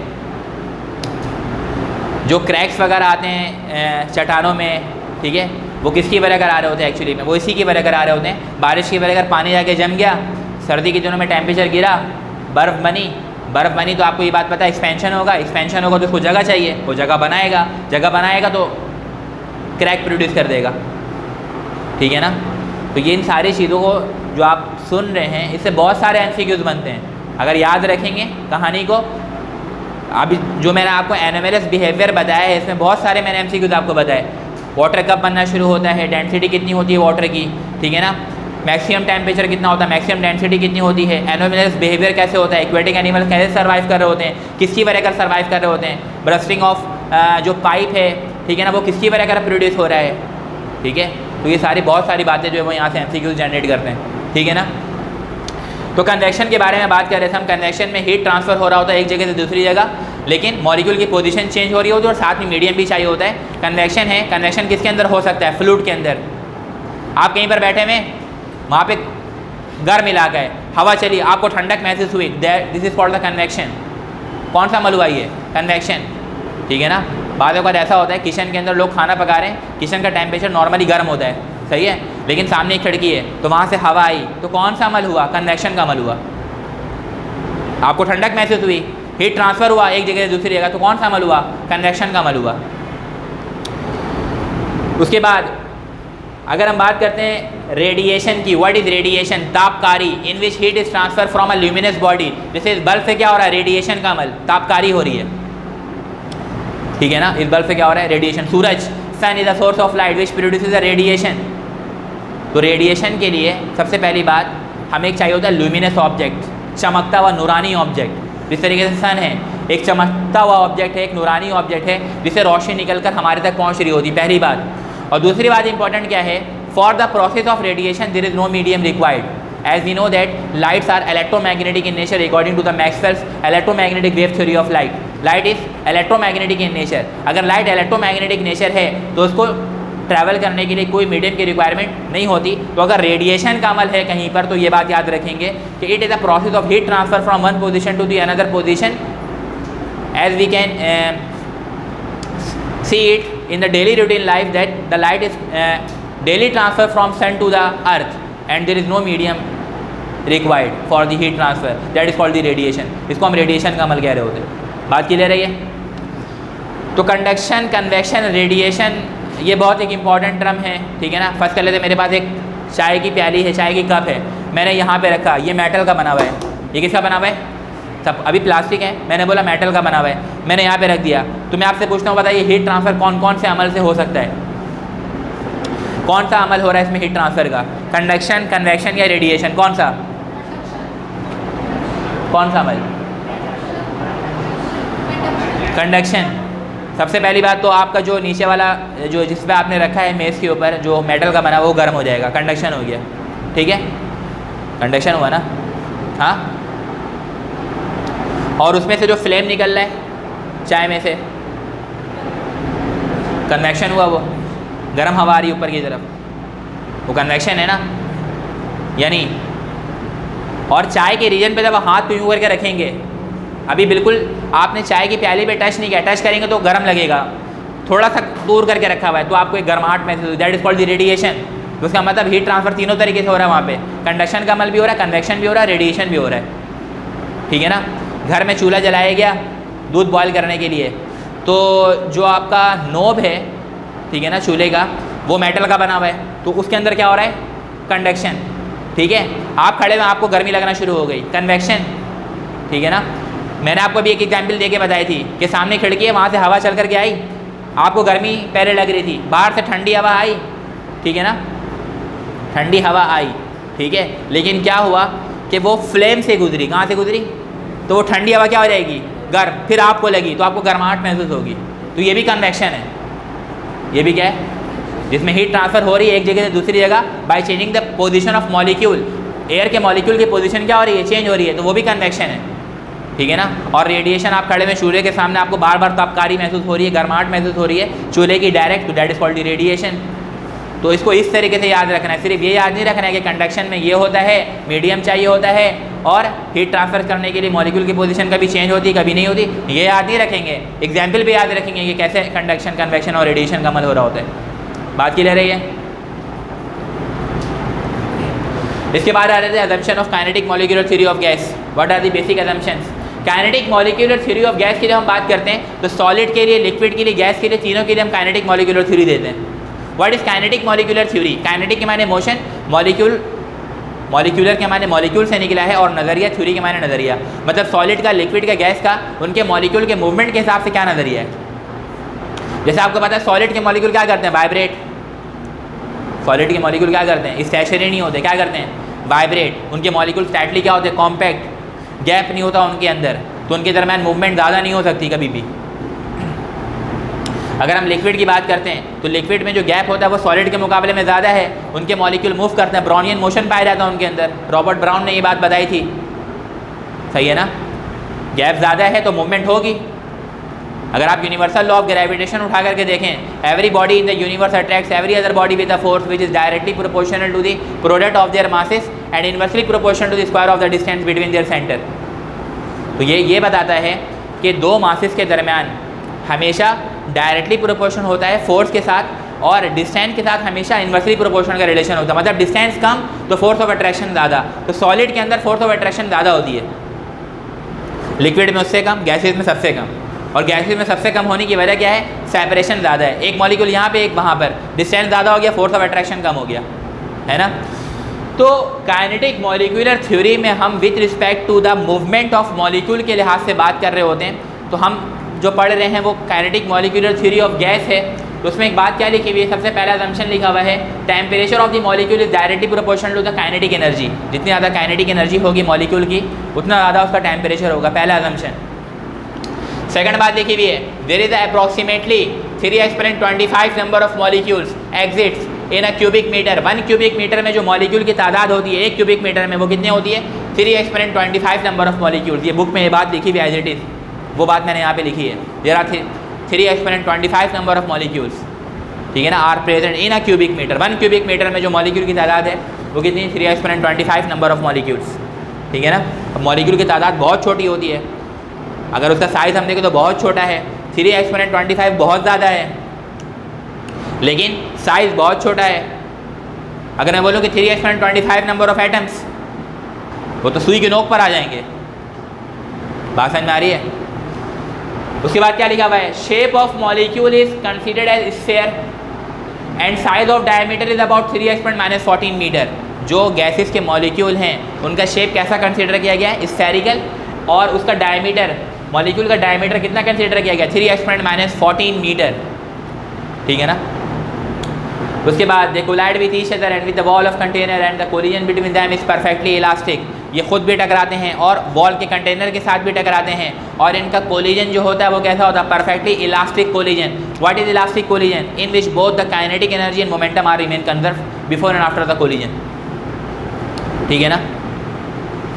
उसके बाद एक बात देखिए, volume of molecule is extremely small. जो मॉलिक्यूल है उसका वॉल्यूम बहुत छोटा होता है, बहुत कम होता है as compare to the volume of container. जैसे फर्स्ट कर लेते हैं, कमरा एक कंटेनर है, इसमें गैसेस की तादाद है इनफाइनाइट, तो अगर मैं गैसेस के मॉलिक्यूल का वॉल्यूम देखूं और इस कमरे का वॉल्यूम देखूं तो दोनों में आसमान ज़मीन का फ़र्क होगा।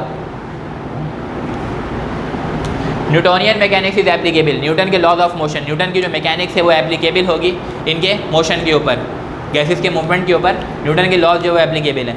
तो ये कुछ अजम्पशन मैंने यहाँ पर आपको बताएं, सही है, assumptions of kinetic molecular theory of gas.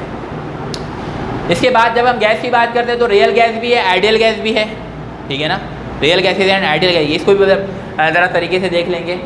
Real gases हमारे एटमॉस्फेयर में जो गैस एग्जिस्ट करती है, कार्बन डाइऑक्साइड है, नाइट्रोजन है, ऑक्सीजन है, ठीक है ना, रेडॉन गैस है which is radioactive in nature.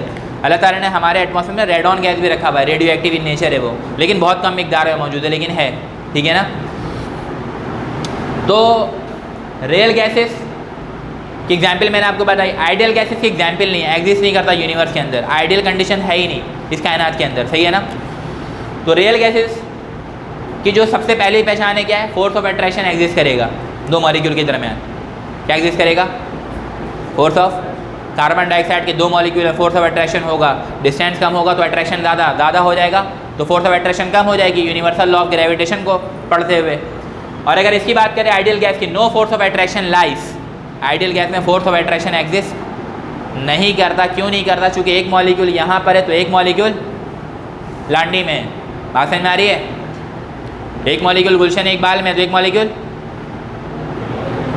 बात समझ में आ रही है, तो उसका डिस्टेंस क्या हो जाएगा, बहुत ज़्यादा हो जाएगा, तो फोर्स ऑफ अट्रैक्शन क्या हो जाएगा, ज़ीरो। अब अगर आपको मैं ये कहूँ कि अगर मुझे ये कंडीशन देनी है कि एक मॉलिक्यूल, फर्स्ट चले ये दो मॉलिक्यूल है, तो अब इसमें कंडीशन क्या बनेगी, रियल कंडीशन, क्योंकि फोर्स ऑफ अट्रैक्शन एग्जिस्ट कर रहा है। अब मैं चाह रहा हूँ ये मॉलिक्यूल चले जाए बहुत दूर, क्या चले जाए, ताकि फोर्स ऑफ अट्रैक्शन क्या हो जाए, ज़ीरो। तो आप क्या करेंगे, आप क्या करेंगे ऐसा कि ये बहुत दूर चले जाए, फूंक मार देंगे, फिर हाई टेम्परेचर कर देंगे, हाई टेम्परेचर कर देंगे, वेलोसिटी बढ़ेगी, भागेगा ये, भागते भागते कहाँ चला जाएगा, दूर, और प्रेशर क्या हो जाएगा, लो। बात समझ में आई। तो अगर रियल गैस को आइडियल कंडीशन देनी हो तो उसका हम टेम्परेचर हाई कर देंगे। यहाँ पे ज़रा इस बात को ज़रा समझते हैं। Real gases exist at high pressure low temperature, जब ये करीब होंगे तो प्रेशर ज़्यादा लगाएंगे एक दूसरे के ऊपर, दूर जाएंगे तो प्रेशर कम, सही है, और टेम्परेचर क्या होगा, लो, ठीक है ना, लो टेम्परेचर और हाई प्रेशर। चूँकि लो टेम्परेचर का मतलब है मॉलिक्यूल का करीब होने का मतलब ये कि टेम्परेचर लो है। जिस तरीके से पानी, ठंडा पानी जैसे शांत नज़र आता है आपको, रुका हुआ नज़र आता है, हाँ, स्टैटिक हालत में नज़र आता है, जब आप उसका टेम्परेचर हाई करते हैं तो मॉलिक्यूल में हलचल मच जाती है, आगे पीछे भागना शुरू हो जाते हैं, तो उसका टेम्परेचर हाई होगा तो उनके मॉलिक्यूल दूर भागेंगे। तो यहाँ पे ये बात लिखी हुई है कि रियल गैस एग्जिस्ट करता है इस कंडीशन पर, ये बात सुनना है, ये एग्जिस्टेंस है इसकी। अब डेविएशन कब करेगा, अपने कंडीशन से भागेगा कब, ऐसी कौन सी कंडीशन होगी रियल गैस में जिसकी वजह का रियल गैस अपना कंडीशन छोड़ देगा, कैन शो आइडियल बिहेवियर, ठीक है ना, can show ideal behaviour eight, बात समझ में आ गई है। अगर टेम्परेचर हाई कर देंगे तो दूर जाएगा मॉलिक्यूल, मॉलिक्यूल दूर जाएगा तो फोर्स ऑफ अट्रैक्शन कम होते होते ज़ीरो, जैसी force of attraction zero, ideal gas. बात क्लियर है ये। इसी तरीके से अगर हम आइडियल गैस को देखें कि ये किस कंडीशन में एग्जिस्ट करेगा, low pressure, low pressure exist at low pressure and high temperature, ठीक है। अगर हम बोल रहे हैं फोर्स ऑफ अट्रैक्शन ज़ीरो है तो हाई टेम्परेचर होगा, जब भी तो मॉलिक्यूल दूर जाएंगे, ठीक है ना, मॉलिक्यूल दूर चले आएंगे और प्रेशर क्या हो जाएगा, लो हो जाएगा आइडियल गैस की। क्योंकि फोर्स ऑफ अट्रैक्शन क्या करवाना है, zero. Force of attraction zero करवाने के लिए एक ही हल है हमारे पास, हम उसका टेम्परेचर क्या कर दें, बहुत इंक्रीज़ करवा दें। जब टेम्परेचर बढ़ेगा तो मॉलिक्यूल दूर और फोर्स ऑफ अट्रैक्शन खुद ब खुद क्या हो जाएगा, ज़ीरो। तो ये इसका एग्जिस्टेंस है। अगर ये पूछा जाए ideal gas exist in the following condition, तो ये real gases exist in the following condition, तो ये real gases shows deviation from its standard condition, तो वहाँ पर ये वाली बात। और ideal gas shows deviation from its standard condition, तो वहाँ पर ये वाली बात can show real behaviour at high pressure and low temperature. तो अगर ये आप सीख रहे हैं कि अगर हमें किसी गैस का आइडियल गैस को अगर हमें रियल गैस बनाना हो तो उसके लिए हमें क्या कंडीशन अप्लाई करना पड़ेगा कि हम उसका टेम्परेचर क्या कर देंगे, लो कर देंगे, और प्रेशर बहुत ज़्यादा क्या कर देंगे, हाई कर देंगे। सही है। Ideal gas can show real behaviour, real behaviour करने के लिए हम प्रेशर को हाई कर देंगे तो मॉलिक्यूल करीब आ गए, दब गए, और टेम्परेचर क्या हो जाएगा, लो हो जाएगा। बात समझ में आ गई है। तो ये आइडियल गैस और रियल गैसेस के हवाले से यहाँ पे कुछ बातें लिखी हुई हैं, इसके भी MCQ जो है वो पूछे जाते हैं। उसके बाद ये वाला टॉपिक हमारा प्रेशर एक्सर्टेड बाय गैस, ठीक है ना, जिसमें आपने एक लॉन्गेस्ट डेरिवेशन किया है बुक के अंदर, फिजिक्स के सेकेंड ईयर के फिजिक्स के अंदर P=1/3 ρ v/2 which is one of the most longest derivation, ठीक है ना, जिसमें आप एक कंटेनर बनाते हैं, कंटेनर के अंदर n नंबर ऑफ मॉलिक्यूल्स होता है, और उन मॉलिक्यूल्स की मूवमेंट जो होती है वो क्या होती है, रैंडम होती है। क्या होती है, along the x, y and z axis, तीनों का वेलोसिटी कंपोनेंट बराबर होता है। इस तरीके से आपने एक डायग्राम बना के इसको सॉल्व किया होगा। एक कंटेनर बनाते हैं, क्यूबिकल वेसल, सही है, एक क्यूबिकल वेसल बनाते हैं और इसके अंदर क्या होते हैं, n नंबर ऑफ मॉलिक्यूल्स, ठीक है। फिर आप इसमें किसी भी एक मॉलिक्यूल को आप कंसिडर करते हैं जो कि x, y और z डायमेंशन में भाग रहा होता है। इसकी वेलोसिटी vx, इसकी वेलोसिटी vy और इसकी वेलोसिटी होती है vz, और हम बोलते हैं कि तीनों की वेलोसिटी vx, vy और vz तीनों आपस में क्या हैं, बराबर हैं, ठीक है ना। तो इससे आप फार्मूला जो आप ड्राइव करते हैं वो फार्मूला हमारे पास क्या आता है, pressure exerted by the gas P=1/3 ρ v/2 where ρ is called the density of the gas and what is v/2, this is called the average square velocity. क्या कहलाता है ये, v/2 क्या लिखा हुआ है, is the average square velocity, rho क्या है, डेंसिटी ऑफ द गैस। इसके ज़्यादा MCQs वगैरह क्रिएट नहीं होते, बनते नहीं है, ठीक है। उसके बाद Boyle's law on the basis of KMT, अगर आप देखें कि Boyle's law kinetic molecular theory पे क्या प्रूफ करना चाहता है, तो अगर हम बॉयल्स लॉ की बात करते हैं तो बॉयल्स लॉ कहता है the volume of the given mass of a gas is inversely proportional to the pressure keeping the temperature constant. इसमें इसी बात को हम प्रूफ करते हैं, volume is inversely proportional to the pressure temperature constant, इसी बात को इसमें प्रूफ करके दिखाया जाता है। और अगर चार्ल्स लॉ की बात करते हैं तो चार्ल्स लॉ में हमारे पास इक्वेशन आती है, चार्ल्स लॉ कहता है क्या है, the volume of the given mass of a gas is directly proportional to the temperature keeping the pressure constant. तो इसमें इस बात को हम प्रूव करते हैं कि volume is directly proportional to temperature, pressure constant रखते हैं हम इसमें, ठीक है ना। और यहाँ पे जो आपके पास है इस वाले इक्वेशन को ड्राइव करते हुए एक इंपॉर्टेंट इक्वेशन, एक इंपॉर्टेंट फार्मूला भी आता है। वो फार्मूला ये है कि half M V square is equal to 3/2 kT, half M V square is equal to 3/2 kT, ठीक है ना। अगर आपसे पूछा जाए what is the kinetic energy, what is first कर लेते हैं, 20 डिग्री सेंटीग्रेड पर आपको काइनेटिक एनर्जी बतानी है, कितने टेम्परेचर पे, 20 डिग्री सेंटीग्रेड पे। तो सबसे पहली बात टेम्परेचर को केल्विन में कन्वर्ट कर देंगे, 20 + 273 बिकम 293 केल्विन, के कहलाता है क्या, बोल्ट्जमैन कांस्टेंट। क्या कहलाता है, क्या वैल्यू होती है,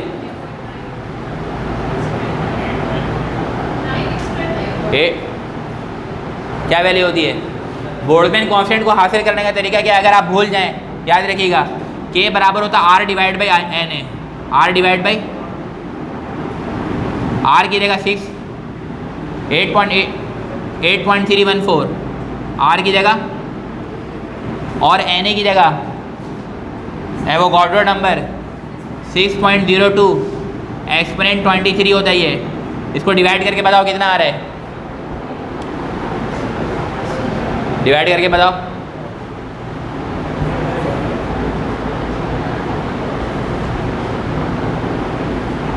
के बराबर होता है R ओवर एन ए के,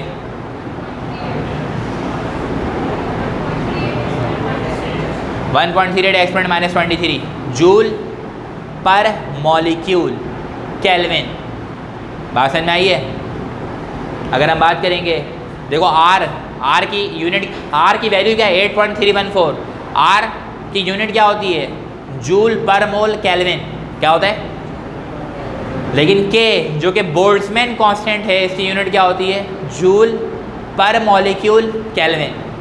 ये बात याद रखना है।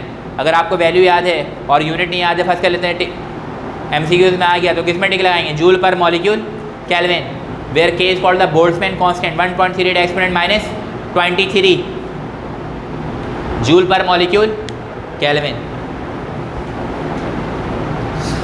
तो यहाँ पे मैंने ये जो फार्मूला लिखा है half mv square equal to 3/2 kT, ये फार्मूला और क्या बन जाएगा, ये फार्मूला और बन सकता है, तस्वीरें तो नहीं लेना आप लोगों को, हाँ ले लिए। अगर मैं कहूँ कि भाई ये वाला जो फार्मूला है half mv square equal to 3/2 kT, सही है ना। What is half mv square, half mv square is called the kinetic energy, यही कहलाता है ना, is equal to 3/2 kT, 3/2 k की जगह 1.38 एक्सपोनेंट -23 है, और टेम्परेचर की अगर हम बात करें 20 डिग्री सेंटीग्रेड मैंने बोला था, यानी कि 293, तो यहाँ से आ जाएगा kinetic energy, simple kinetic energy क्या आ जाएगा, अगर कहा जाए kinetic energy at the given temperature पे मालूम करके बताएं, ये फार्मूला। लेकिन अगर आपसे बोला जाए काइनेटिक एनर्जी पर मोल पे मालूम करके बताएं, क्या करके बताएं, पर मोल, तो उसके लिए फार्मूला ये है, यहाँ पे लिख देता हूँ, काइनेटिक एनर्जी यानी कि half mv square equal to 3/2, बस ये फ़र्क होता है, पर मोल है तो हम लगा देंगे 3/2, k की जगह क्या लगा देंगे RT। What is R, R is the general gas constant, जिसकी वैल्यू क्या होती है, जूल पर मोल। बात समझ में आ गई। तो अगर हम काइनेटिक एनर्जी निकालने के लिए जा रहे हैं गिवन टेम्परेचर पे, तो सिंपल काइनेटिक एनर्जी के लिए फार्मूला क्या है, half mv square equal to 3/2 kT। लेकिन अगर पर मोल पे बोल दिया निकालने के लिए तो उसका फार्मूला होगा काइनेटिक एनर्जी 3/2 RT। बात क्लियर है ये। तो ये आज का लेक्चर था हमारा, जिसमें हमने इस चैप्टर को तकरीबन 30 to 40% जो है वो कंप्लीट किया है। नेक्स्ट लेक्चर में इंशाल्लाह ये चैप्टर कंप्लीट होगा। अच्छा, नेक्स्ट जो लेक्चर होगा वो हीट से relate, specific heat, heat capacity, molar specific heat, relation between the heat capacity and specific heat, relation between the specific heat and molar specific heat. फिर उसके बाद थर्मोडायनेमिक्स के जो हमारे पास लॉज हैं, first law of thermodynamics, second law of thermodynamics, और उसके बाद एंट्रोपी, ठीक है ना। तो ये जो हमारा सेकंड लेक्चर होगा उसमें ये चैप्टर जो है वाइंड अप हो जाएगा। This is the one of the most longest chapter of second year physics, chapter number heat, ठीक है ना। तो आज के लिए इतना ही है। आप इसके MCQ सॉल्व करने जा करके घर पे, कल जब नेक्स्ट टाइम जब आप मेरे पास आएँ तो आप मुझसे पूछें सर ये MCQ नहीं हुआ, वरना ये सारे पढ़ करके आप लोग ऐसी शक्लें लेके चले आएंगे और जाके घर में सॉल्व नहीं करेंगे तो कुछ भी होने वाला नहीं है। बात समझ में आ रही है? बस ठीक है, आज के लिए इतना ही है।